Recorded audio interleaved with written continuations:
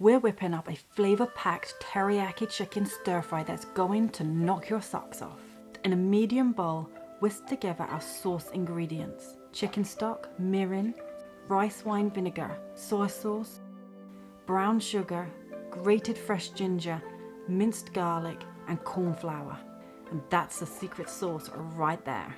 Now let's tackle that chicken. Cut the chicken breasts into 1-inch pieces. Season them up with a sprinkle of garlic powder and pepper. Then coat them all over with corn flour. Heat up some olive oil in a wok or a deep frying pan over a medium-high heat.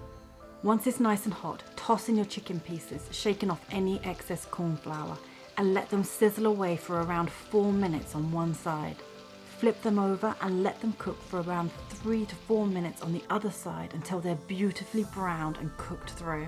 Transfer the chicken to a plate and set to one side.